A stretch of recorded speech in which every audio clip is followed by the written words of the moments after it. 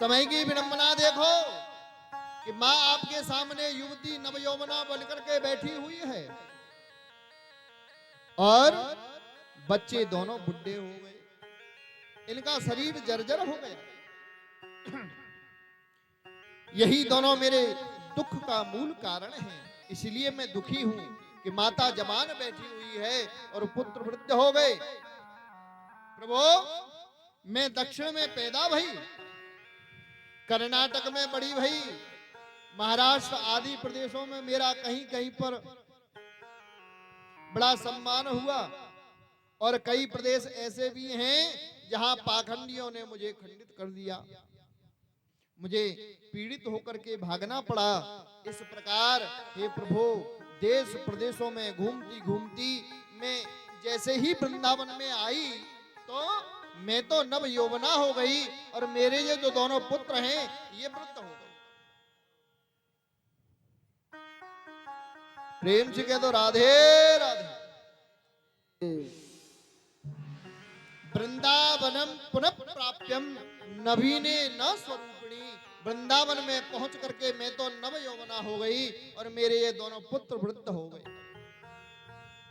प्रभु, कोई ऐसा उपाय करो जिससे कि ये दोनों युवा हो जाएं, यौवन अवस्था को प्राप्त करें। नहीं तो हे नारद जी महाराज, इदम स्थानम परित्यज्य विदेशम गम्यते मया, मैं इस स्थान को त्याग करके विदेश के लिए प्रस्थान कर जाऊंगी।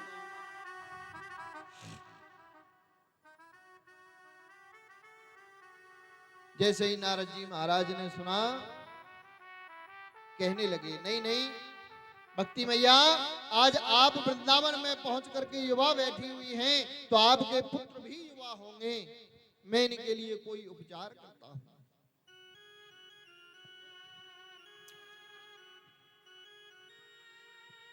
भक्ति मैया कहने लगी, या तो नारद जी कोई उपाय करो, अन्यथा मैं यह देश छोड़ करके विदेश के लिए पलायन कर जाऊंगी।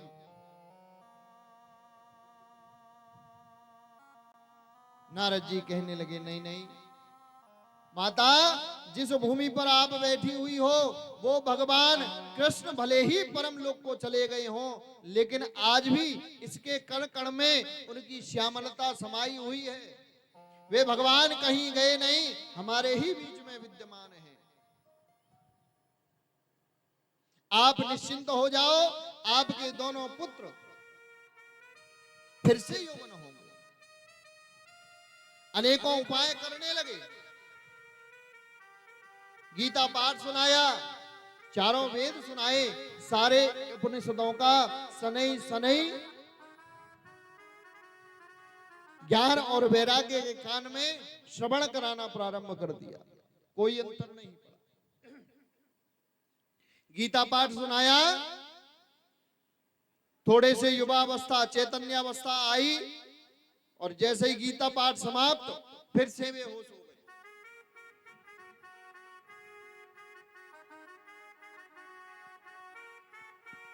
नारद जी गीता पाठे मुहुर मुहुर, बार बार जब गीता का पाठ श्रवण कराया और जब कोई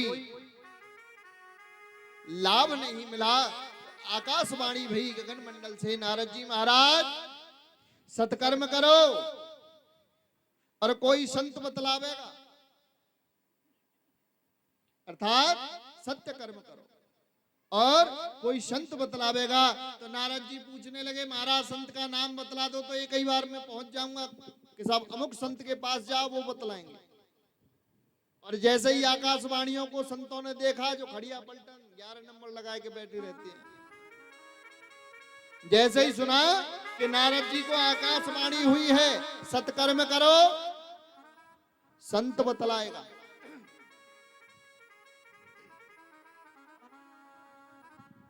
कछु महाराज मौन व्रत लेकर के बैठ गए संत, कछु आश्रम में तपस्या करने बैठ गए, कछु आश्रम छोड़ कहीं चले गए। क्यों? क्योंकि नारद जी जैसा संत, अब कोई MBBS डॉक्टर और गांव में का झोला पास के पास छाप के पास में आवे और कहे बोले महाराज हमें बुखार है, दवाई दो। तो क्या वो झोला छाप डॉक्टर उस MBBS को दवाई दे सकता? सब कुछ आएगा। वही स्थिति आज नारद और अन्य संतों के बीच में है। कहा नारद जी महाराज और कहा ये संत। जैसे ही पता चला कि नारद जी महाराज सत्य की खोज में निकले हैं, आकाशवाणी हुई है, तो कुछ पलायन कर गए, कुछ मौन व्रत लेकर के बैठ गए, कुछ आश्रम छोड़ के जंगल में चले गए। बोले नारद जी का सामना करेगा कौन? जब नारद जी को कोई संत नहीं मिला तो बद्री विशाल की ओर नारायण नारायण नाम का जाप करते हुए कि श्रीमन नारायण नारायण नारायण, श्रीमन नारायण नारायण नारायण। सभी लोग नाम स्मरण करते हुए नारायण नारायण भजन नारायण नारायण नारायण, भजन नारायण नारायण नारायण, श्रीमन नारायण नारायण नारायण, श्रीमन नारायण नारायण नारायण।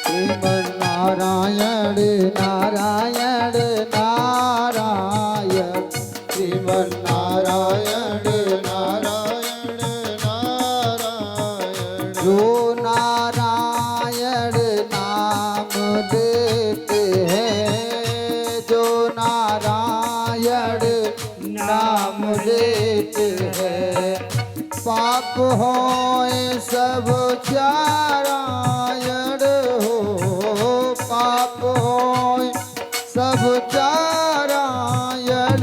श्रीमन नारायण नारायण नारायण, श्रीमन नारायण नारायण नारायण नारायण।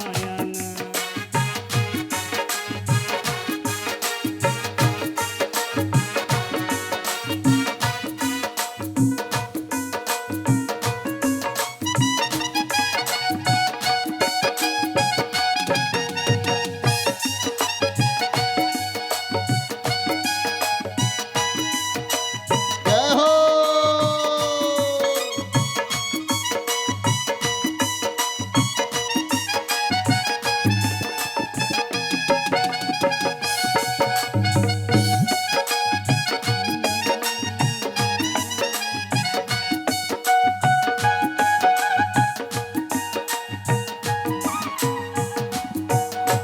जो नारायण नाम लेत है, हो, जो नारायण नाम लेते हैं, जो नारायण नाम लेत है, जो नारायण नाम लेते हैं, पाप होए सब छारायण, हो, पाप होए सब चारायण। श्रीमन नारायण नारायण नारायण, ओ श्रीमन नारायण नारायण सेवा करते हुए। नारायण।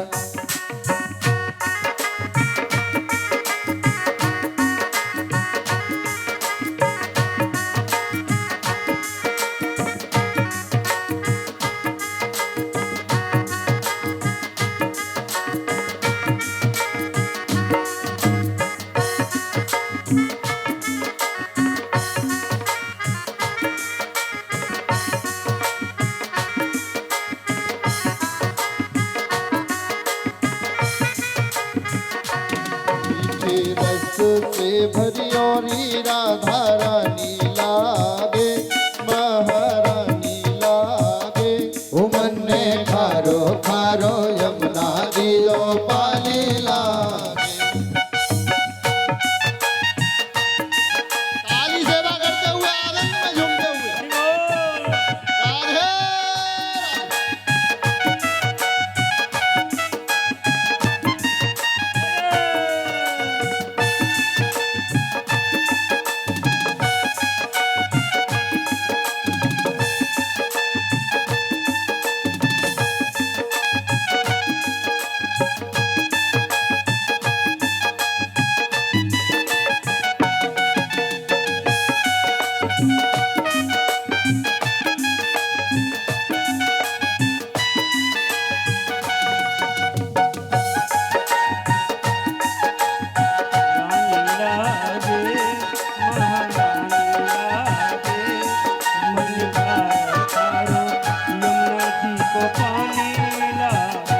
मीठे रस से भरियोरी राधा रानी लागे, राधा रानी लागे।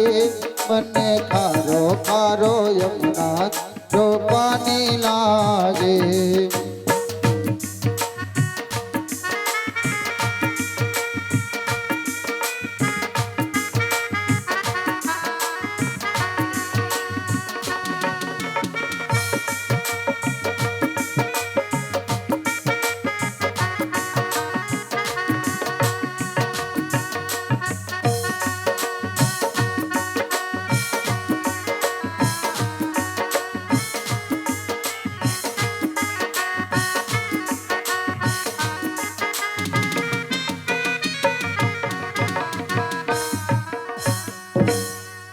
बोले नारायण भगवान की जय। नारद जी महाराज की जय। जय श्री राधे, जय जय श्री राधे, जय जय श्री राधे। हे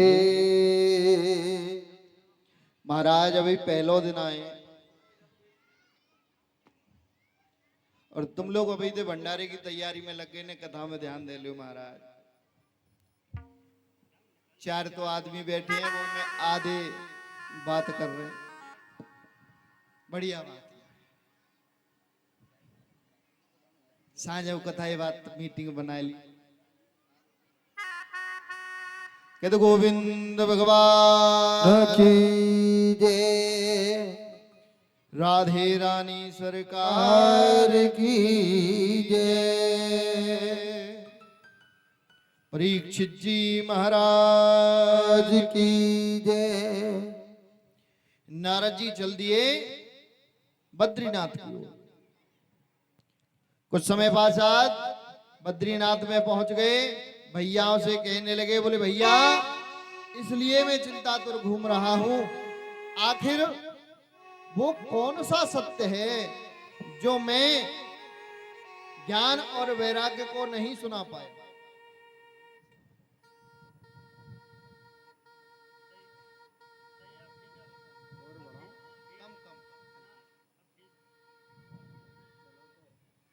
कहते गोविंद भगवान की जय। या मैं इसलिए चिंतातुर हूं कि आखिर वो सत्य कौन सा है जिसको कि मैं ज्ञान और वैराग्य को नहीं सुना पाया।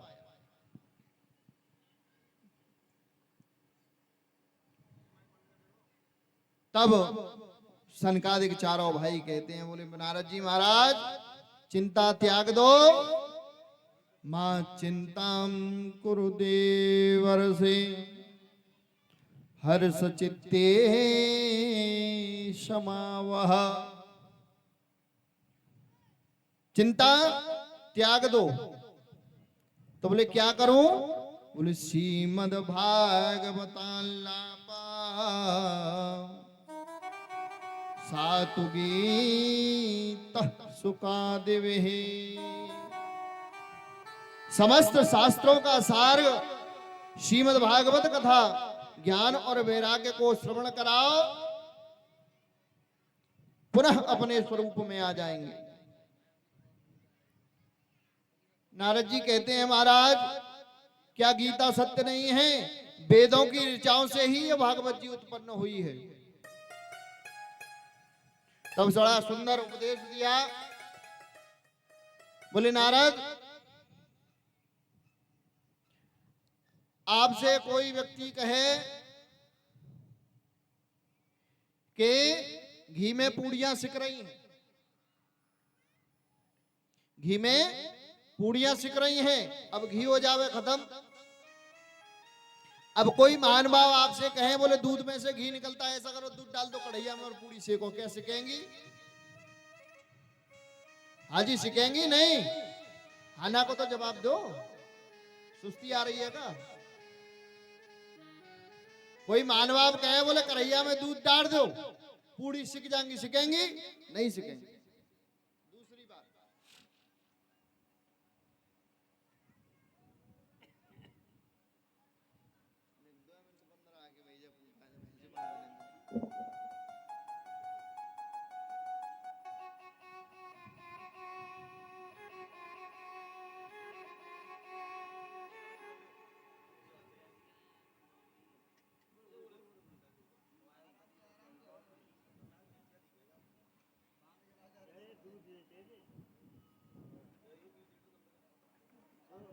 गई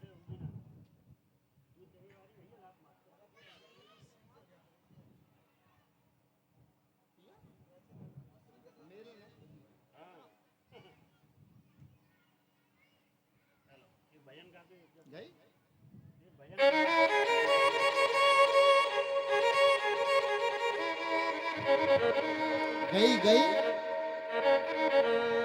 गयो कारो धन गयो कह दो गोविंद भगवान की राधे रानी सरकार। हर की जय। यदि घी की जगह दूध को डालोगे तो पूड़ियां। दूसरी बात, आम कितना स्वादिष्ट फल होता है। आम का सीजन चल रहा है, आम कितना स्वादिष्ट है, घर घर में मिलेगा। अब कोई महान भाव सोचे, बोले जी इतनों सो फल जब इतना स्वादिष्ट है तो आम के पेड़ पे जो लग रहा है वो कितना स्वादिष्ट होगा। अब जाके वह आम की लकड़ी चबावे लग जाए, कौन सा मीठी लगेंगी कड़वी लगेंगी, स्वाद आएगा, मिठास आएगा, नहीं आएगा। उसी प्रकार नारद जी महाराज वेद जो है वो ऋचाएं हैं, वृक्ष हैं, और उसी का यह फल है श्रीमद् भागवत महापुराण। फल को यदि खाओगे तो माधुर्य मिलेगा, वृक्ष को यदि चबाओगे तो फिर मुंह को खराब ही करेगा। इसलिए ये जो श्रीमद् भागवत रूपी जो कथा है, जो महापुराण 18,000 श्लोकों की जो संहिता है, वो वेद रूपी कल्प वृक्ष की ऋचाएं नहीं बल्कि फल है, पका हुआ। इसलिए फल खाओगे तो माधुर्य मिलेगा। अर्थात इस श्रीमद् भागवत कथा का श्रवण यदि आप दोनों भाइयों को कराओगे तो वो निसंदेह पूर्व अपने स्वरूप में आ जाएंगे। बोले भागवत महापुराण की जय हो। नारद जी के बात समझ में आ गई। बोले महाराज वृंदावन में हैं, चलो जल्दी। बोले महाराज उपाय जब आपने बताया है तो उसको करो भी आप। बोले वृंदावन में हैं, चलो जल्दी। चारों भाई कहने लगे, बोले सुनो अब इतना नीचे तो हम जाएंगे नहीं, ऐसा करो थोड़ा ऊपर उनको लेके आओ और थोड़ा नीचे हम आ जाएंगे। अर्थात सेंटर में ले आओ। वृंदावन से जितनी दूरी हरिद्वार की है उतनी ही फिर हरिद्वार से दूरी बद्रीनाथ की है। कौ साहब है, एक आध जने तो घूमे आए होंगे, 10-5 जने। कोई ना गया बद्रीनाथ, कोई ना गया बद्रीनाथ, मत जाइए, पानी बहवे लग जाता मन चाह नहीं दे। बोले बद्री विशाल भगवान की जय हो। तुम्हारा जी बालक एक बार घूम आया बद्रीनाथ। हरिद्वार से 350 किलोमीटर पहाड़ों में ऐसे चढ़ाई करनी पड़ती है और बद्री विशाल है, और 350 किलोमीटर वृंदावन है। बिल्कुल सेंटर में क्या है, बोले हरिद्वार। आज हरिद्वार में श्रीमद् भागवत कथा का आयोजन किया गया। भक्ति ज्ञान वैराग्य तीनों को लेकर के नारद जी महाराज हरिद्वार में पहुंच गए, और ऊपर से वो चारों भाई थोड़े से नीचे आ गए। अब आज हरिद्वार में कथा प्रारंभ हुई। जैसे ही संतों को पता चला कि चारों भाई सनक सनंदन सनातन और सनत कुमार श्रीमद् भागवत कथा श्रवण करा रहे हैं, सारे संत एक एक करके चल दिए। भृगुर वशिष्ठश्च मनस्य गौतमो मेधातिथिर्देवल देवरातो रामस्तथा गाधिसुतस्य साकलो मृकुंड पुत्रात् जिनपलादा योगेश्वरो व्यास पराशरो च छाया सुको जाज्वल जग्न मुख्या सर्वेप्यै मुनिगणा सह पुत्र शिष्या स्वस्त्रीभिरायुर्तये प्रणये। जो वैरागी संत हैं वो अपने शिष्यों के सहित पधारे, और जो गृहस्थ संत हैं बोले सह पुत्र शिष्या, वो अपनी पत्नी और पुत्रों के साथ में वहां पे पधारे। नव कोमलम बाबू गुगल की एक व्यासपीठ बनाई गई, चारों भैया आसीन हो गए और श्रीमद् भागवत कथा का श्रवण करने के बाद में सनई सनई कब कैसे दोनों बड़े हो गए, किसी को पता नहीं चला। सारे संत देखने लगे, बोले ये कौन स्त्री? भक्ति मैया, भक्ति नित्य सर्वता। भक्ति मैया जैसे ही पुत्रों को देखा तो नृत्य करने लगी। बोले भक्ति सुतौ तौ तरुणौ गृहीत्वा प्रेमय के रूपा सहसा विरासी, श्री कृष्ण गोविंद हरे मुरारी, नाथेति नामानि मुहुर्वदन्ति। भक्ति मैया अपने पुत्र ज्ञान वैराग्य के साथ में प्रकट होकर के ताता थैया करके नाचने लगी, झूम उठी। समस्त सोदा समुदाय भक्ति मैया के साथ भक्त नाम संकीर्तन कर रहा है, और आप और हम भी भक्ति नाम संकीर्तन करेंगे। बोल श्री कृष्ण गोविंद हरे मुरारी, हे नाथ नारायण वासुदेवा। श्री कृष्ण गोविंद हरे मुरारे, सभी लोग ताली सेवा करते हुए हेलो हे नाथ नारायण वासुदेवा, हे नाथ नारायण वासुदेवा। हे नाथ नारायण वासुदेवा, हे नाथ नारायण वासुदेवा। श्री कृष्ण गोविंद हरे मुरारी, हे नाथ नारायण वासुदेवा। श्री कृष्ण गोविंद हरे मुरारी, हे नाथ नारायण वासुदेवा। जय हो आ प्यारे।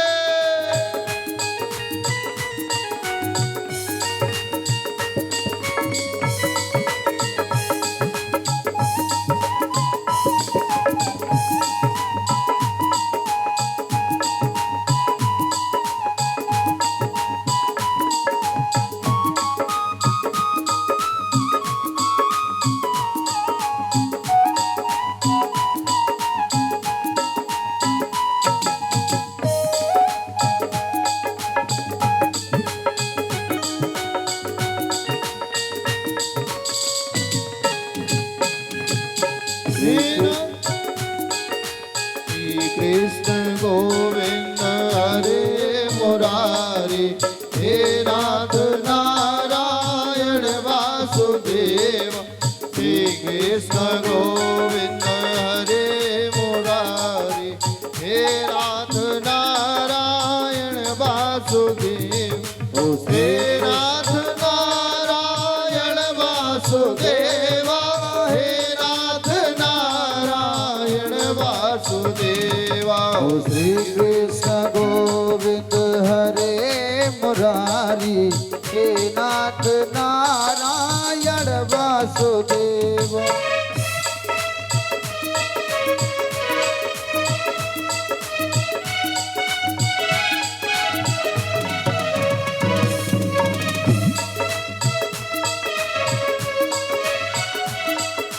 जय हो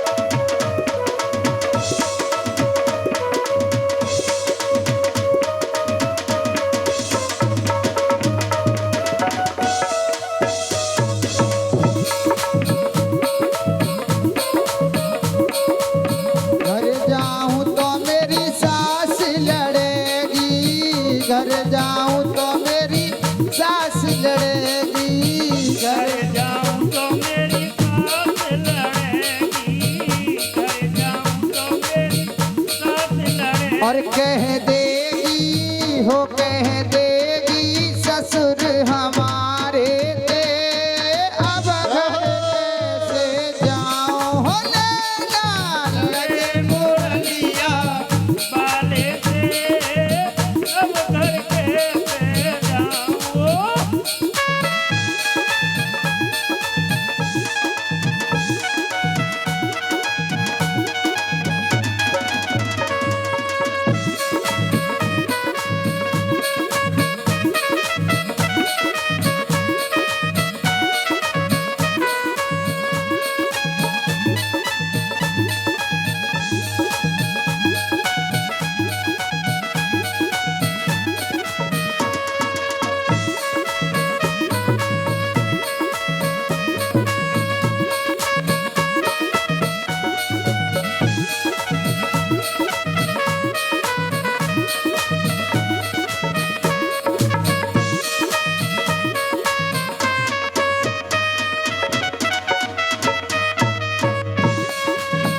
घर जाऊं तो मेरी जिठनी लड़ेगी। घर जाऊं तो मेरी जिठनी लड़ेगी, ओ घर जाऊं तो मेरी जिठनी लड़ेगी। घर जाऊं तो मेरी चिट्ठी लड़ेगी। ओ कह देगी ओ कह देगी ओ कह देगी जेठ हमारे जे अब घर कैसे जाऊं हो लैला लगे। बाले से अब घर कैसे जाऊं।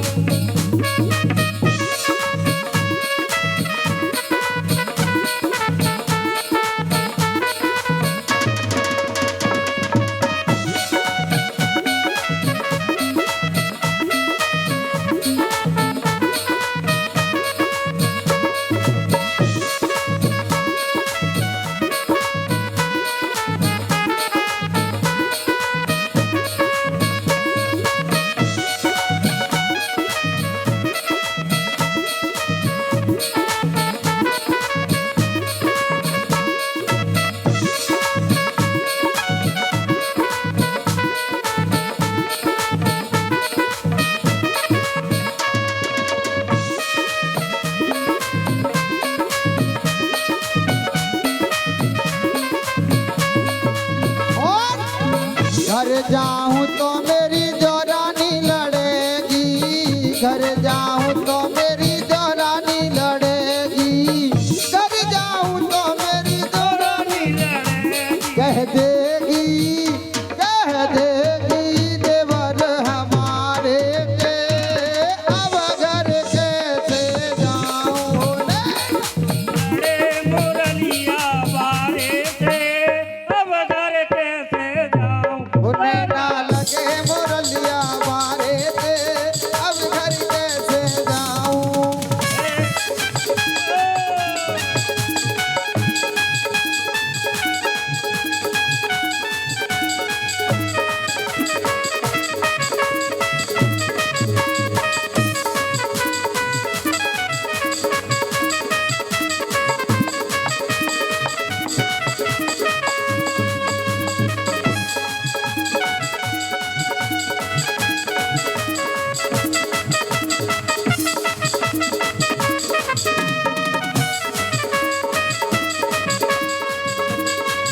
बोलो बांके बिहारी लाल की जय।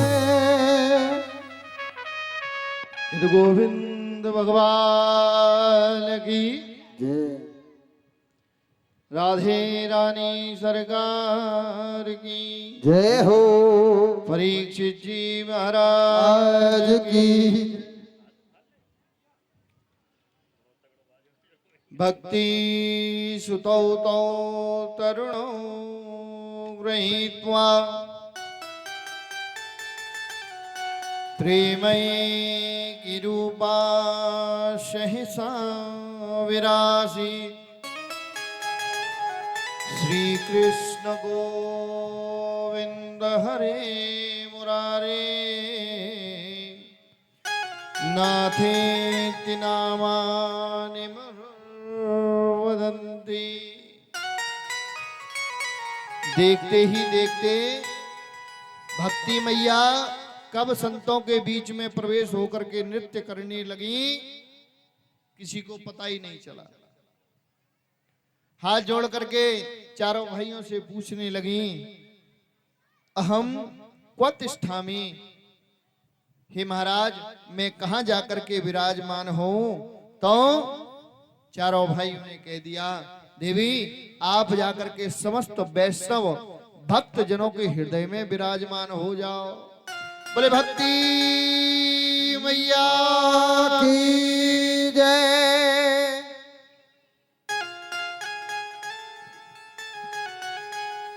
इसके बाद नारद जी महाराज प्रश्न करते हैं, महाराज भागवत को सुनने से और किस किस का उद्धार हो सकता है। ये तो दोनों भक्ति के ज्ञान और वैराग्य पुत्र थे, इन्होंने भागवत कथा श्रवण की, दोबारा पुनः अपना शरीर प्राप्त कर लिया। और कौन कौन से ऐसे लोग हैं जिनको कि भागवत कथा श्रवण करने के बाद में परम पद की प्राप्ति होती है।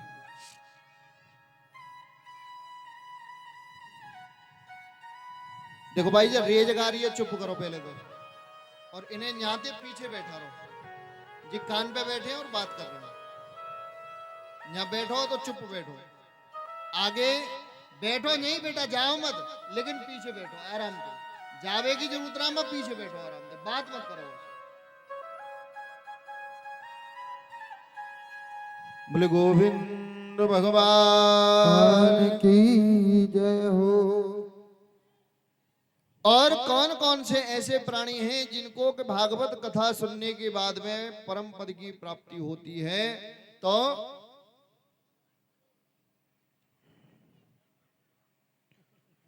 सौनक जी, सूत जी, सनक सनंदन सनातन और सनत कुमार चारों भाई नारद जी को बतलाते हैं। बोले नारद, जिस व्यक्ति ने अपने पूरे जीवन काल में एक भी पुण्य कर्म न किया हो, सदैव पाप ही पाप किए हो,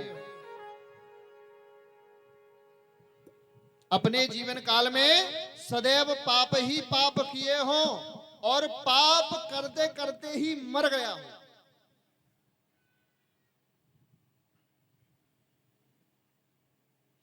ऐसे प्राणी को भी मरने के बाद में यदि भागवत कथा का श्रवण करा दिया जावे, भागवत महापुराण का श्रवण करा दिया जावे, तो वो भी परम पद की प्राप्ति करता है। बोले महाराज कोई उदाहरण दो, ऐसे नहीं मानेंगे।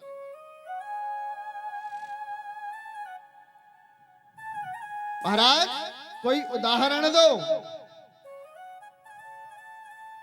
अत्रेते कीर्तयिष्याम इतिहासं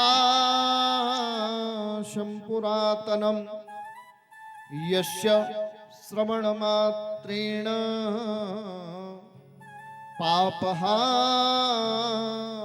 प्रजायते। हे ऋषिगणों, ये बड़ा सुंदर ही और पावन इतिहास है। इसके सुनने से समस्त पापों का शोधन हो जाता है। एक तुंगभद्रा नाम की नदी है और नदी के किनारे पर एक गांव बसा हुआ है जिसमें एक पंडित जी रहते हैं। पंडित जी का नाम है आत्मदेव। द्वितीय भास्कर के समान उनका तेज, सूर्य के समान उनका तेज, ब्राह्मण देवता का, बड़े विद्वान, विशुद्ध ब्राह्मण वृत्ति से परिवार का पालन पोषण करते हैं। घर में किसी भी चीज की कोई कमी नहीं।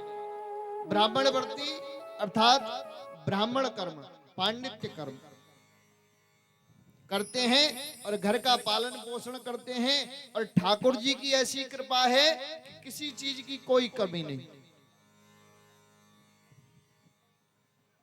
उनकी धर्मपत्नी है धुंधली देवी।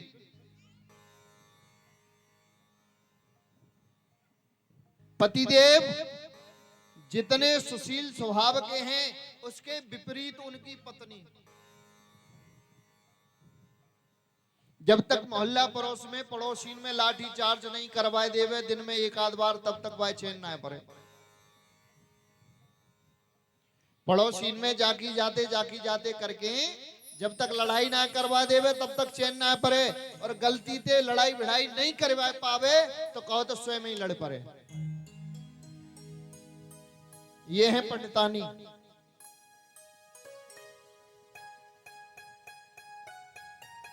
लोक वार्ता रदा क्रूरा प्रायसो जहुवल बहु जल्पिका सूरा च ग्रह कित्यसु कृपणा कलह प्रिया। सदैव लड़ाई जंगा बस। और पतिदेव आजा में तो मानो ऐसी बन जावे जाने कितनी बड़ी पतिव्रता। इधर पंडित जी के घर में किसी चीज की कोई कमी नहीं है। कमी है घर में एक गाय है जिसके अभी तक कोई संतति नहीं हुई। घर में कोई भी तुलसी का वृक्ष लगाते हैं वह भी सूख जाता है, और स्वयं के घर में भी अभी तक कोई संतति नहीं है। एक दिन खड़े होकर के सूर्य को जल दे रहे थे, पितरों को जल दे रहे थे, तर्पण कर रहे थे, तो क्या देखते हैं कि सारे पितर ऊपर रो रहे हैं। आत्मदेव जब तक तुम हो तब तक हमको जल मिल रहा है, और जिस दिन तुम नहीं रहोगे तो हमें जल कौन देगा, तुम्हें जल कौन देगा। जब पितरों की बात सुनी लौट करके आए, बड़ा कष्ट हुआ कि घर में संतति नहीं है, किसी चीज की कोई कमी नहीं है। प्रभु की कृपा से, ईश्वर की कृपा से धन की वैभव की कोई कमी नहीं। कमी है तो केवल संतान की, पुत्र की।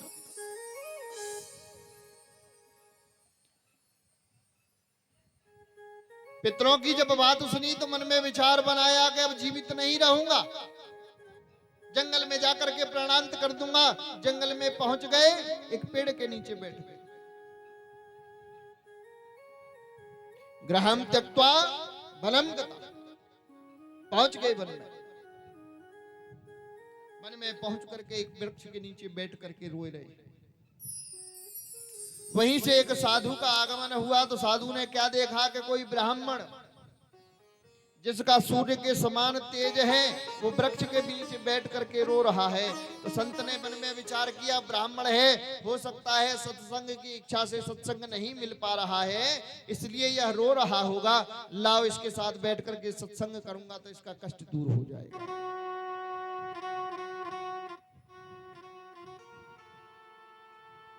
पहुंच गए, संत पहुंच गए और पास पहुंच करके पूछने लगे, बोले कथम रोदसी विप्रत्वम काते चिंता वलीयसी बदत्वम सत्ववरम मह्यम स्वस्व दुःखस्य कारणम। संत ने पूछा, भाई क्यों रो रहे हो, क्या कारण है, शीघ्र हमें बताओ। ब्राह्मण ने जैसे ही सो देखा कि संत सहानुभूति दिखा रहे हैं, तो ब्राह्मण संत के सन्मुख और मुक्त कंठ होकर के रोने लगा। पहले जहां थोड़ा थोड़ा रो रहा था, और जैसे ही संत ने सहानुभूति दिखाई तो और तेज तेज हुकरी दे के रोवे लगे पंडित जी।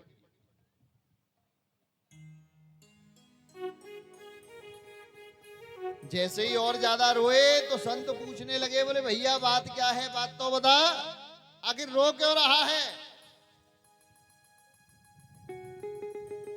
अब ब्राह्मण अपने मन की बात महाराज को बतला रहा है। महाराज, घर में काऊ चीज की कोई कमी ना आए, कमी है तो मेरे बाद इन सुखन को भोग करवे वालों कोई ना।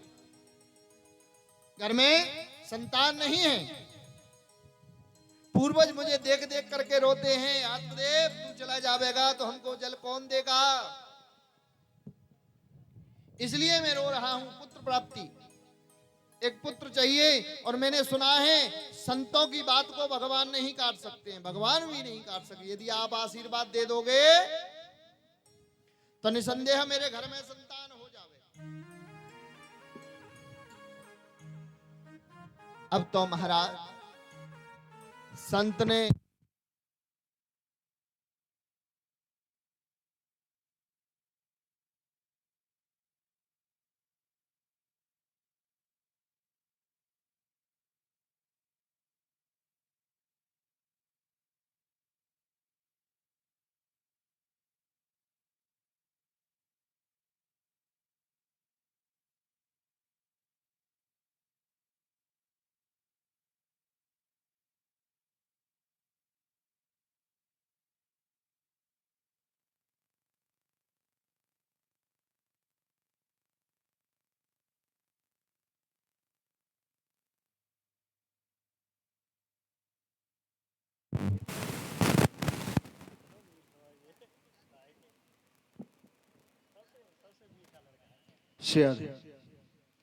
के तो गोविंद भगवान की जय। श्री राधे रानी सरकार की। संत श्री ब्राह्मण देवता कहते हैं कि हे प्रभु, हे महात्मन, यदि आप आशीर्वाद दे दोगे तो आपकी बात को भगवान भी नहीं काट सकते। अब संत मन में विचार करने लगे तो बोले, आए थे हरि भजन को और ओटन लगे कपास। हमने तो सोचा था हरि भजन की इच्छा से बैठा है, रो रहा है, हरि कृपा से सत्संग हम भी करेंगे, इसको भी आनंद आवेगा और हमको भी आनंद आवेगा। अरे ये तो पुत्र की कामना से बैठा हुआ है, हम और फंस गए। संत कहने लगे, लाला हमने तेरे मस्तक की रेखा अनुकूल पढ़ो है, जा जन्म तो चलाएगा, अगले 7 जन्म तक तेरे कोई संतान ना है।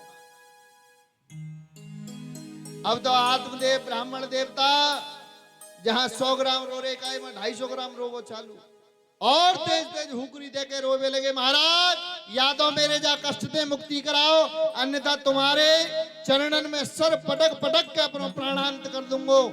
और ध्यान राखियो, मैं यदि तुम्हारे चरणन में सर पटक पटक रख के प्राणांत करूंगो तो मेरी जो ब्रह्म हत्या को पाप होगा वो तुम्हें लगेगा। अब संत और ज्यादा चिंता में आ गए, बोले हम तो अच्छे खासे जाए सत्संग कराए भी आए जी, ब्रह्म हत्या अच्छी बोल ले ली हमने अपने सर, क्या करें।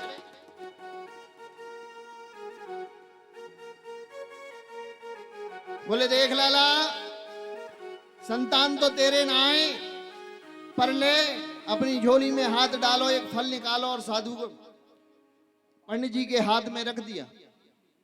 बोले देख भैया, जाए के जाए अपनी पत्नी खवा दिए, शुद्ध पवित्र कराए के। बोले ठीक है महाराज। अब तो ब्राह्मण देवता उछल पड़े, महाराज और कोई नियम तो नहीं पालन करने, आप शीघ्रता से बताओ। बोले हाँ भैया, पत्नी को नभाए धुभाए के शुद्ध पवित्र कराए के या फल को पान कराए रही हो, वाके बाद में काउते लड़ाई झगड़ो नहीं करे, झूठ नहीं बोले, ब्राह्मणन की सेवा करे, संतन की सेवा करे, दान पुण्य धर्म करे, तो निसंदेह भगवान की कृपा रही तो तेरे घर में संतान की प्राप्ति है जाएगी। बोले गोविंद भगवान की। अब तो ब्राह्मण देवता तुरंत दौड़े दौड़े घर पहुंचे और जाए करके पत्नी को आवाज लगाई, सुन अरे धुंधली कहाँ है, ये ले, तुरंत ले जाए के फल दे दीनो और पूरा वृतांत सुनाई दियो। अब ऐसो कर देवी, तू अंदर जा, शीघ्रता से नहाए धोए के पवित्र है के ठाकुर जी को नाम स्मरण कर और जा फले खाए ले। संत को आशीर्वाद है, निसंदेह हमारे घर में अब किलकारी गूंजेंगी, पुत्र प्राप्ति होगी, संतान की प्राप्ति होगी। अब धुंधली देवी ने पति को तो आश्वासन दे दियो। बोले ठीक है महाराज, मैं जाए पाए लूंगी, इतनी देर में ब्राह्मण देवता निकल के बाहर पड़ोसीन के जोर मोहल्ला पड़ोस में दोस्तन के मित्रन के पास में बैठे हैं और बता रहे हैं अब हमारे घर में बच्चा की किलकारी गूंजेंगी, संत को आशीर्वाद भयो। अब धुंधली देवी फल को घुमा में विचार करवे लगी, हे पंडित जी को तो बुढ़ापे में मूड खराब है गयो, न जाने कौन बाबा जी पे जा फले ले आए, न जाने कौन पे टोटका करवाए लाए, हवाल में जाए खाए लूं को कछु है जाए तो को जिम्मेदार हो। अब फले घुमाए घुमाए के देख रही है, इतनी देर में पड़ोसिन आ गई। अरे बहन धुंधली कहा कर रही है? धुंधली ने सारा वृतांत सुनायो, देख जी हमारे पंडित जी कैसे बाबरे भैया जा 60 साल की उम्र में, अब जा बुढ़ापे में फले लेके आए, कह रहे जाए खाए ले तेरे बालक है जाए, अब हमारे घर में किलकारी गूंजेंगी, हे बहन पतो ना है, जन कौन पे तेली आए हैं। पड़ोसिन कहने लगी, बोले सही तो है, तेरे घर में कोई संतति नहीं है, यदि तू इसको खा लेगी तो तू गर्भ धारण करेगी, तेरे घर में संतान हो जाएगी। बोले पतो ना जन कौन बाबा जी पे तेली आए, कहूं टोटका करके तो ना दे दियो। पड़ोसिन बोली, देवी अरे बहन संत कभी टोटका नहीं करते, किसी का अमंगल नहीं करते, संत ने यदि प्रसाद दिया है तो सही दिया हो। अब धुंधली देवी बोली, बोले फल भक्षेण गर्भस्याद गर्भेणोदर वृद्धिता स्वल्प भक्षम ततो शक्ति ग्रह कार्यम कथम भवे। धुंधली बोली, बहन जब फल को खाए लूं, गर्भ धारण है गयो तो गर्भेणोदर वृद्धिता, जब गर्भ बढ़ेगा तो स्वल्प भक्षम, पेट बड़ा होगा तो मैं कम खा पाऊंगी, और जब मैं कम खाऊंगी तो जब पूरे घर के काम है जो मैं एक ही पाए पे कर लेती हूं, फिर क्या घर के काम है को करेगा। बोले फल भक्षेण गर्भस्यात् गर्भेणोदर वृद्धिता स्वल्प भक्षम ततो शक्ति ग्रह कार्यम कथम भवे। पड़ोसिन बोली, काई चिंता कर रही है, पंडित जी की बहन आते हैं, काम की चिंता काई कर रही है, देख नंदय बुलावेगी अंतिम समय में, अर्थात बालक जब होगा तब बुलावेगी, तो उतनी दक्षिणा देनी है, या दे दो बढ़िया है, 100 के 6 महीना पहले ही बुला ले, खूब काम करवा, और जब बालक है जाए नंद तेरी घर जामन लगे, जो तो देना वो सो दे दियो भेंट स्वरूप। धुंधली बोली, बहन तू का कह रही है, हाय राम वो तो महाचोटी, वो महाचोटी 6 महीना में तो पूरे घर ही बांध ले जाएगी।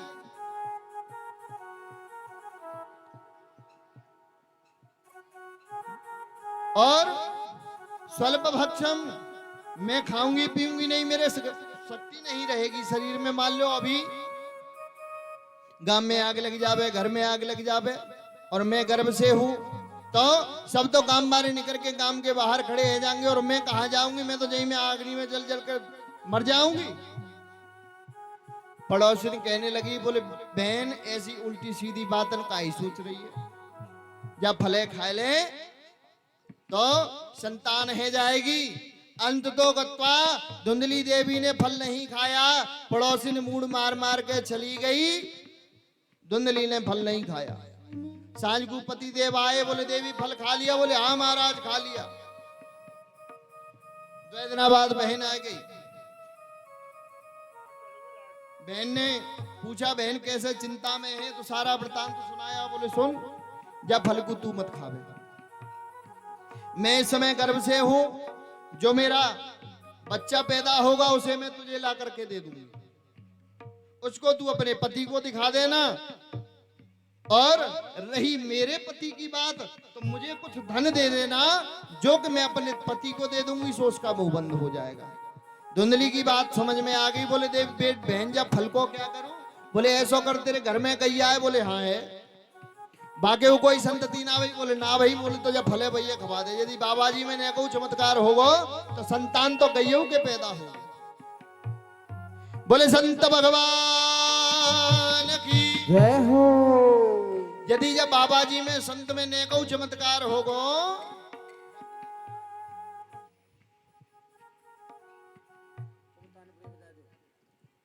संत में चमत्कार होगा तो गौ के भी संतान होगी। अब धुंधली ने वैसा ही किया, फल को गाय को खिला दिया और पतिदेव को मक्कड़ बना करके दिखाने लगी, महाराज बड़ो आराम है। अब क्या हुआ, कुछ समय पश्चात जो धुंधली की बहन है उसके पुत्र हुआ, ला करके उसने अपनी बहन को दे दिया, बदले में उसने धन दे दिया। उसने अपने पति को दिखा दिया तो आत्मदेव बड़े बेचारे सूदे ब्राह्मण अब तो नाचवे लग गए, प्रसन्न है गए, बोले हमारे भी घर में पुत्र का जन्म हो गया। और कुछ दिन बाद आज गाय ने भी एक सुंदर पुत्र को जन्म दिया, जिसके के कान गऊ जैसे हैं और शरीर मनुष्य जैसा है। बोले कियत कालीन तौ जातो,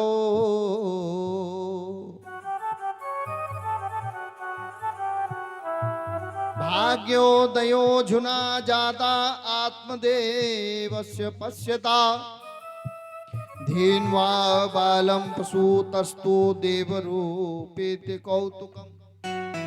आज गाय ने भी मानव पुत्र को जन्म दिया है। अहो भाग्य है मेरा, भाग्योदयो धुना जाता, अहो भाग्य है मेरा, कहा मेरे पास में एक पुत्र नहीं था, आज प्रभु ने मुझको दिए तो दो दो दे दिए। और जो गौ पुत्र है वो कैसा है, बोली सर्वांग सुंदरम दिव्यम निर्मलम कनक प्रभः, बड़ा सुंदर और दिव्य। और आज पंडित जी नामकरण संस्कार करने लगे। बोले ये पुत्र गौ के द्वारा प्रदत्त है, इसके कान गौ जैसे हैं, इसलिए मैं इसका नाम गोकर्ण रखता हूं। और जैसे ही बड़े पुत्र का नाम रख रहे हैं तो धुंधली देवी ने रोक दिया, बोले सुनो, इसका नामकरण मैं करूंगी। 9 महीना पेट में रखे हो हमने, कष्ट सहे हमने, और नाम रखोगे तुम? बोले नहीं हम रखेंगे। बोले तो देवी आप रख लो। आत्मदेव बड़े सरल स्वभाव के, बोले देवी आप रखो। बोले सुनो, हमारो नाम धुंधली और जाको नाम धुंधकारी। बोले कियत काले न तो जातो तरणो तनयो वुवः, गोकर्ण पंडितो ज्ञानी धुंधकारी महाखलः।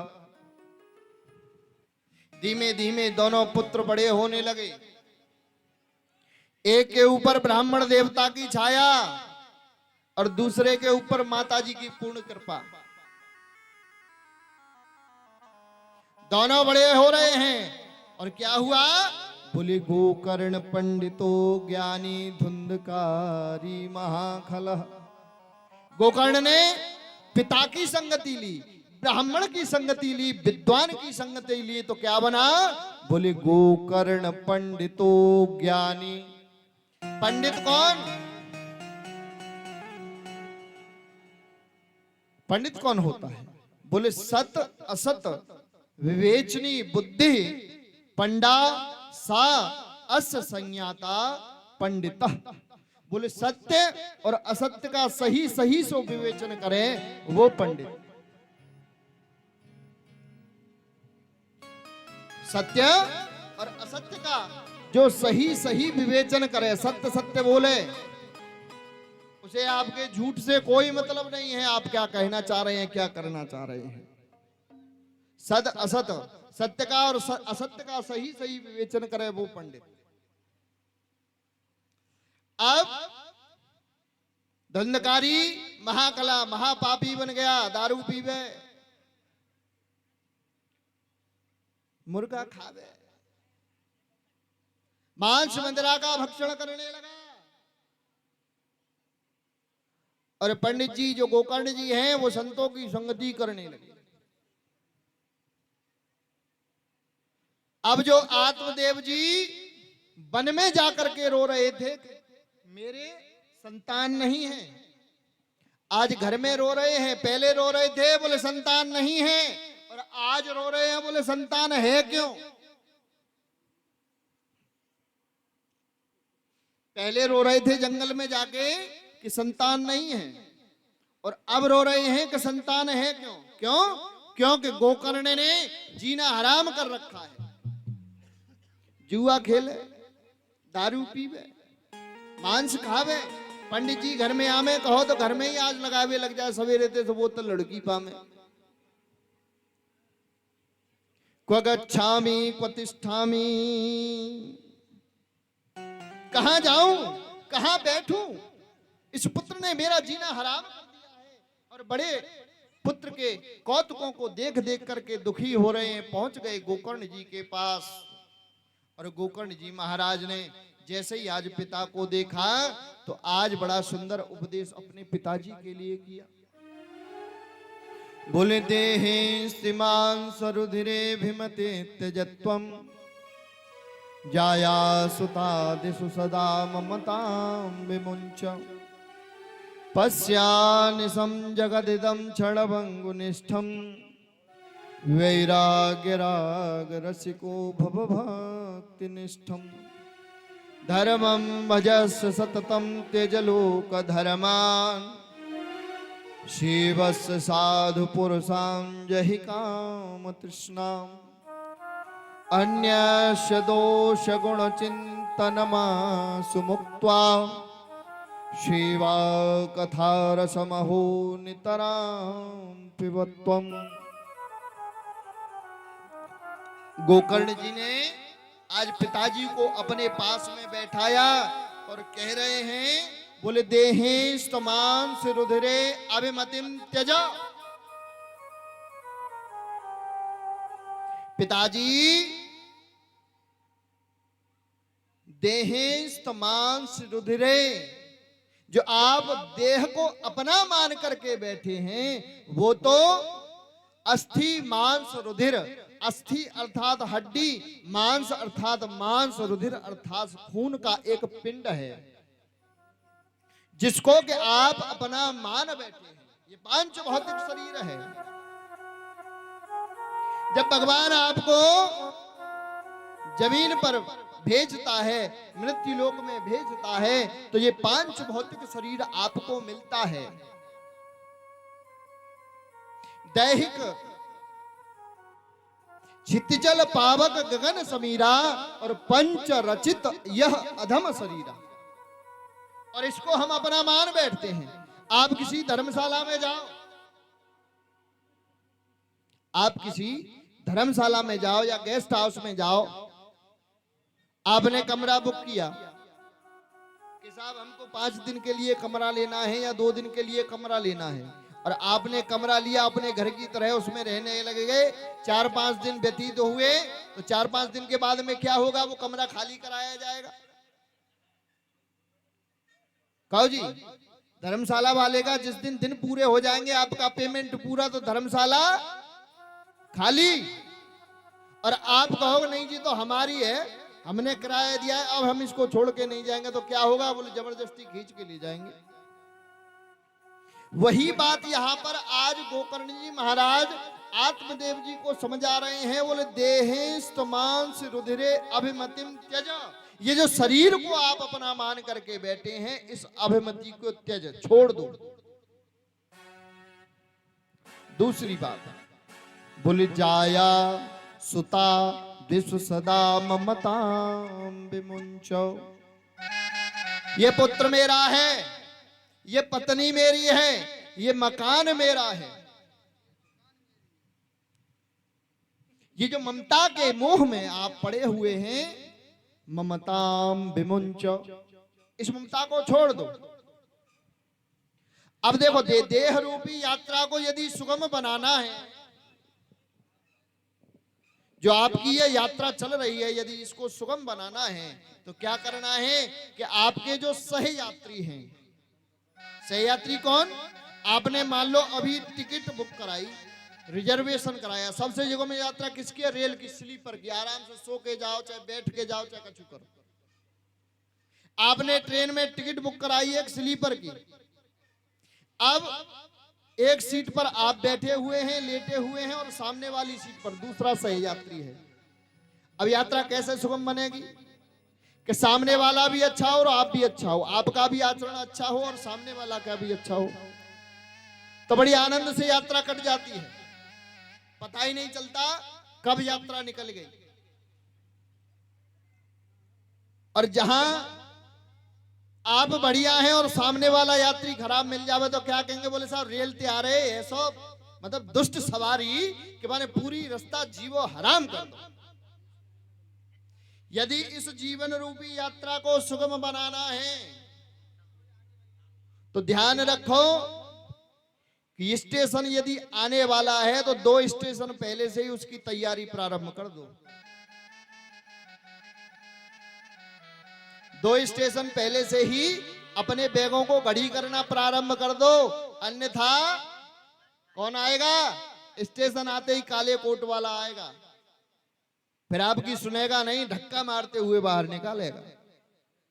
ऐसे ही सुखदेव जी गोकर्ण जी महाराज अपने पिता से कह रहे हैं, महाराज ये जो आप अपने शरीर को अपना मान करके बैठे हैं कि यह मेरा है, ये मेरा पुत्र है, ये मेरी पत्नी है, ये है, ये कोई भी आपका नहीं है। देहे समान सिरुधिरे अमिमतिम तजा। और समझदार व्यक्ति वही है कि स्टेशन आने से पहले ही बोरिया बिस्तर बांध ले। बोरिया बिस्तर अर्थात पहले से ही उतरने की, यात्रा में से उतरने की, ट्रेन में से उतरने की, रेल में से उतरने की तैयारी कर दे। तैयारी क्या? हरिनाम संकीर्तन प्रारंभ कर दे। नार हल रही है तो घर में पायन खंगाए पड़े। अब बहू बेटा गाड़ी न दें तो कहा करें। उम्र भी एक उम्र तक ठीक है, लेकिन जैसे ही 50 को पूरा करोगे तो फिर गिनती भी इशारा करने लग जाती है, बोले अब तो छोड़ दे। 50 के बाद में क्या आता है? बोलो साहब, 51, 52, 53, 54, अर्थात 50 पूरी है गई। बोले अब जाए, छोड़, चल।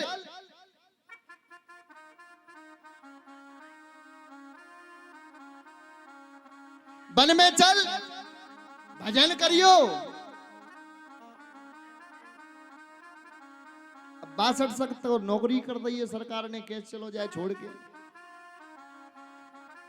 और 59 के बाद में 58 तक सही है, और 8 साल जब भल में भजन कर लेगा तो फिर क्या हो जाएगा? बोले 59। जिसका तू भजन कर रहा है उसका 60 बन जा, पागल बन जा। 60, 61, 62,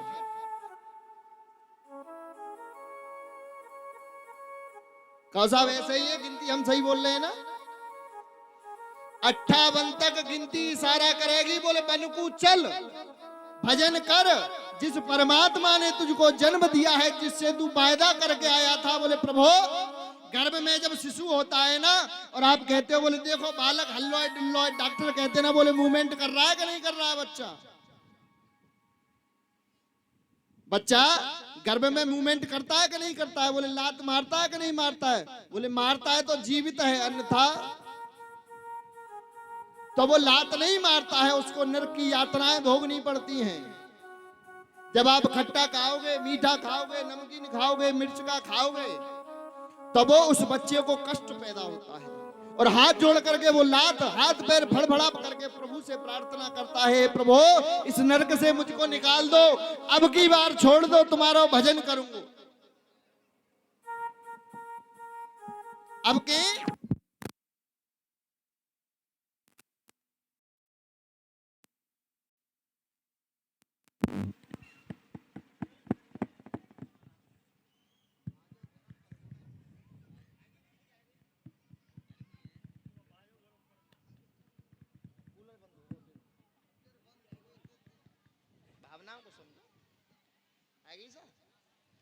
कह दो गोविंद भगवान की।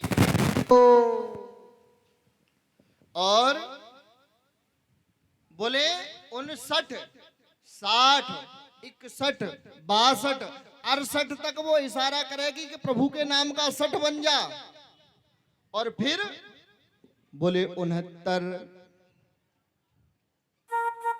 फिर जब तू 60 बन जाएगा तो समस्त भवसागर को छोड़ करके तू प्रभु के चरणों में चला जाएगा और 71, 72 तर जाएगा, इस भवसागर से तर जाएगा।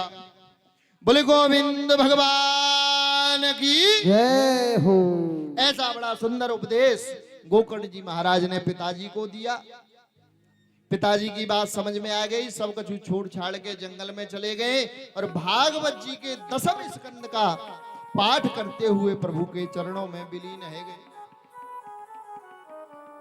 इधर धुंधकारी को पता चला कि पिताजी वन में चले गए, समस्त संपत्ति को छोड़ के तो माताजी के पास पहुंच गया।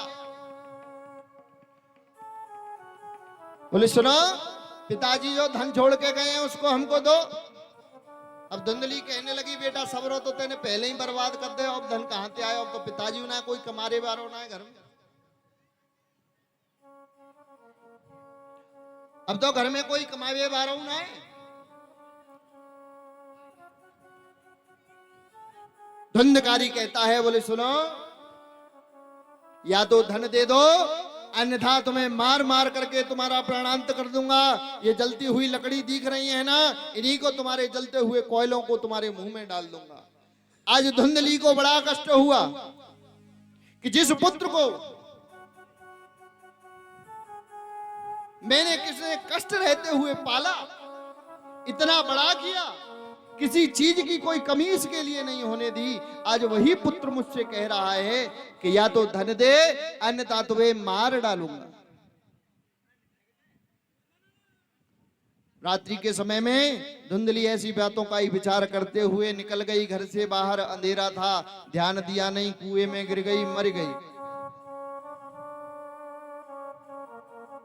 गोकर्ण जी को पता चला पिताजी वन चले गए, माताजी का स्वर्गवास हो गया, तो भैया से आदेश लिया, बोले भैया हम जा रहे हैं तीर्थ यात्रा के लिए। तो धुंधकारी ने कहा बोले ठीक है जा। गोकर्ण जी चले गए तीर्थ यात्रा करने के लिए। अब कौन रह गया, बोले धुंधकारी। अब तो महाराज 5-5 वेश्याओं को ला करके घर में रख लिया और रात को कारी